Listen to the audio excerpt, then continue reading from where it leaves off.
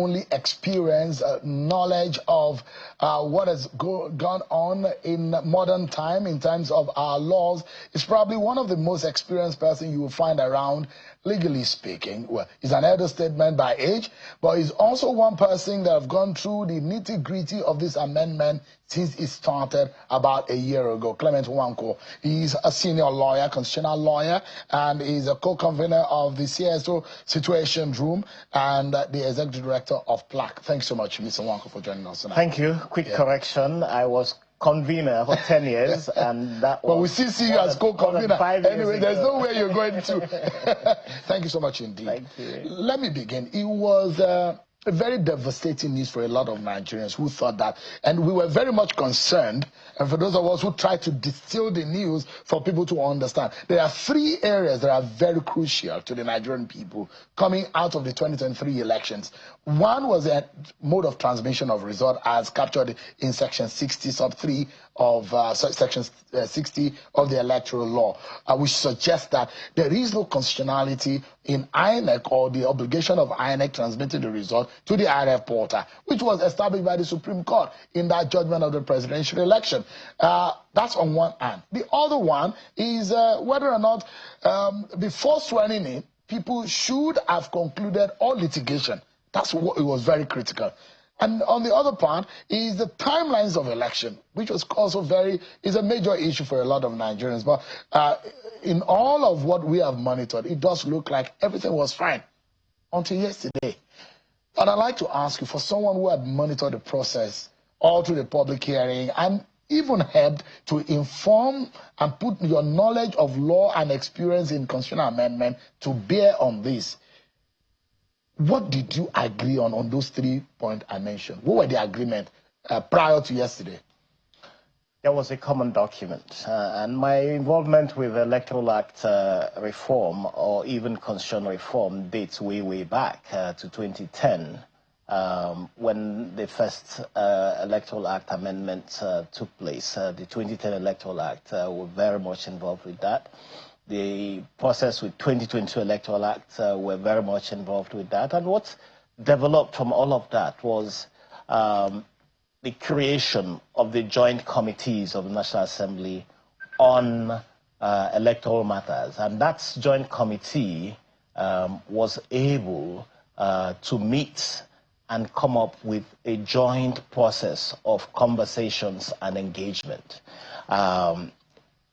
Meetings were organized jointly, retreats were organized jointly, public hearings were held jointly, zonal consultations were going on. So at every stage, every member of the committees, Senate and House, worked together. So the members of the committee knew exactly what the document was.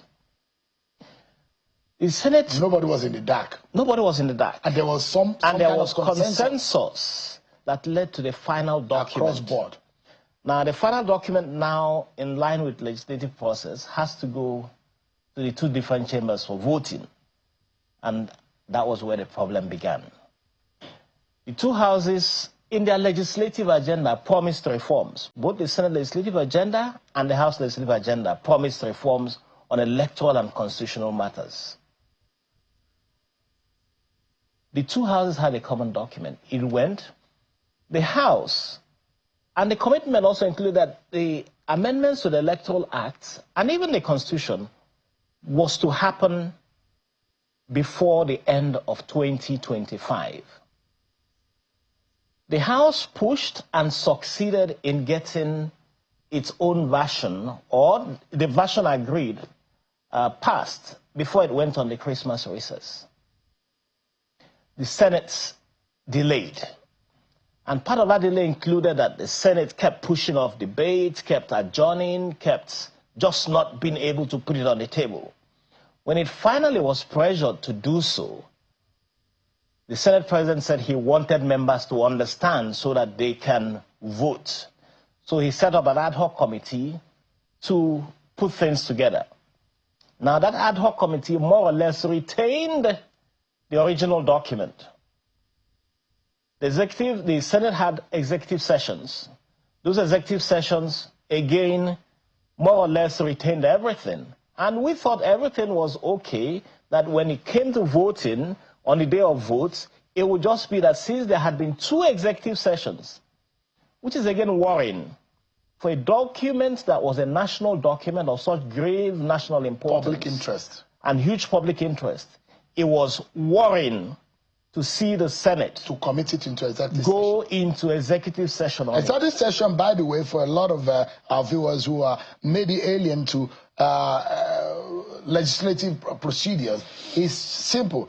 That they have to close the door, send all the media out. It's just only the lawmakers in the room. That's simply what exactly. So when it goes into executive session, or when they announce executive session, it means that, excuse us, everyone, we want to be alone.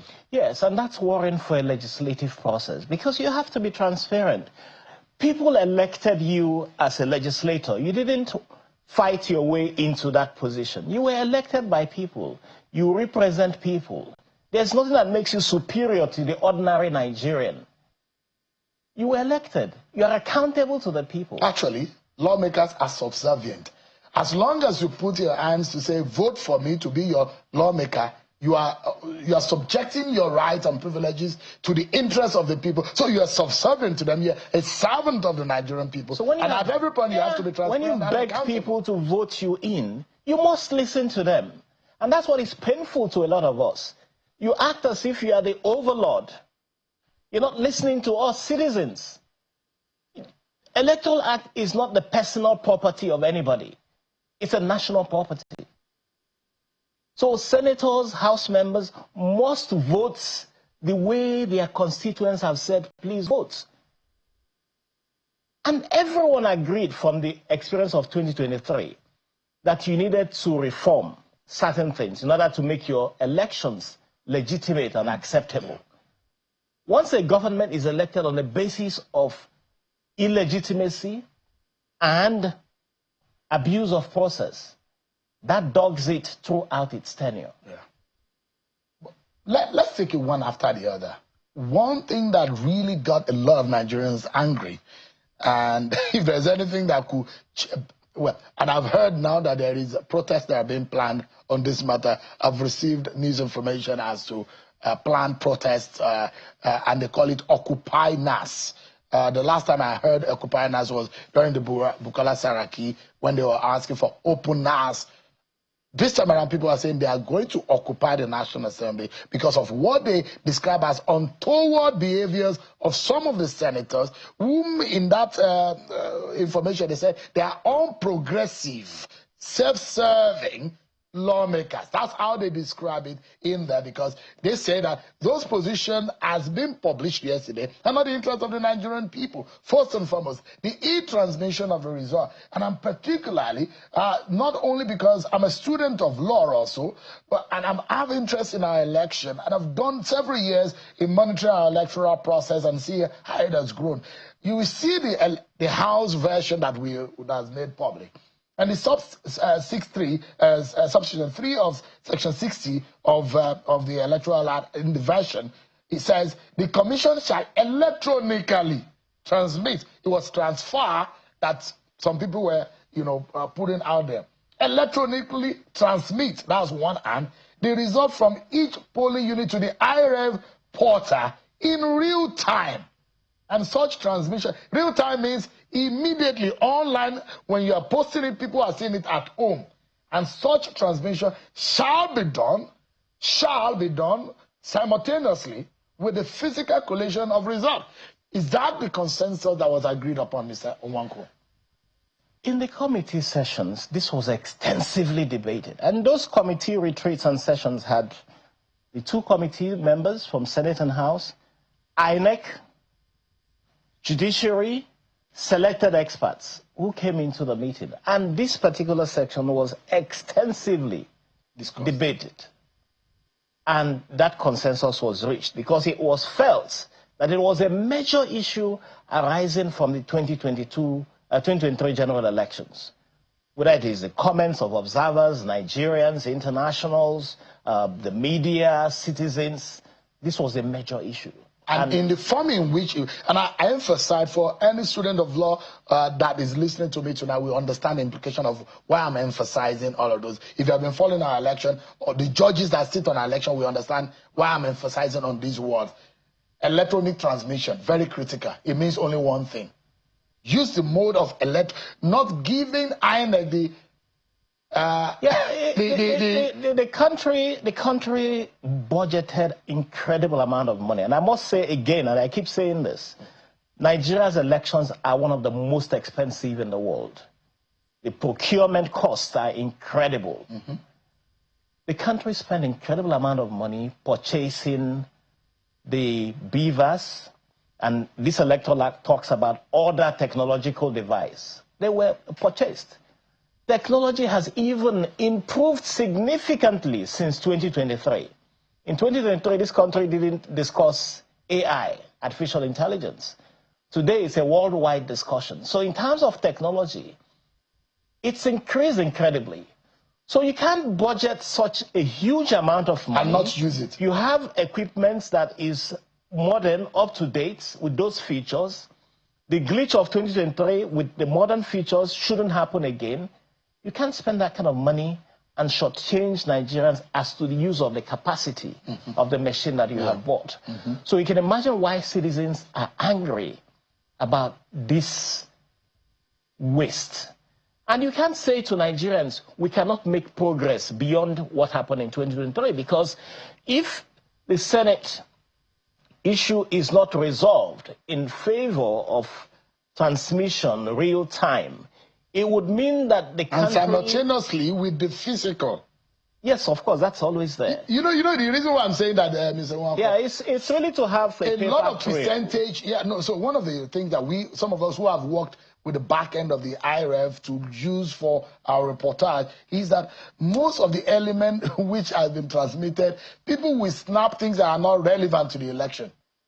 And when voters and party agents see what you are transmitting, and that's why for me, as you are transmitting physically, you are transmitting electronically, is very, very important. It brings us on the issue of transparency. And I think the question is really, how do we improve the integrity of our elections? The whole idea is that you reduce significantly the human element that manipulates election results.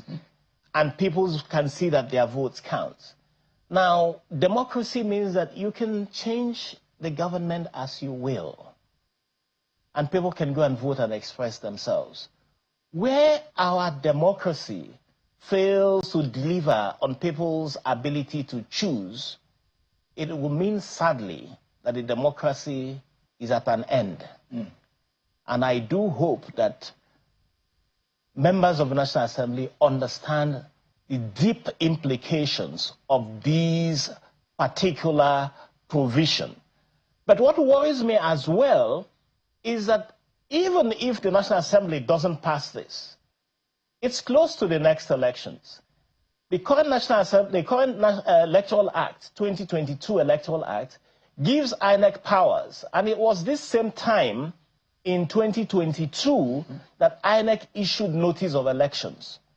So we must ask the question, INEC, there is an existing act.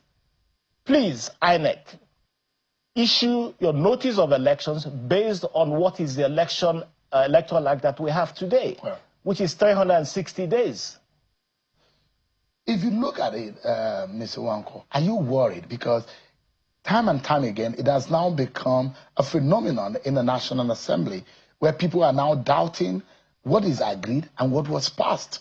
It happened with the tax law. Now it happened with the electoral law. Where is this gap? When Nigerians start distrusting and start needing to now look at the fine details, when debate is being made and passed and what has been published, what kind of scenario does it present?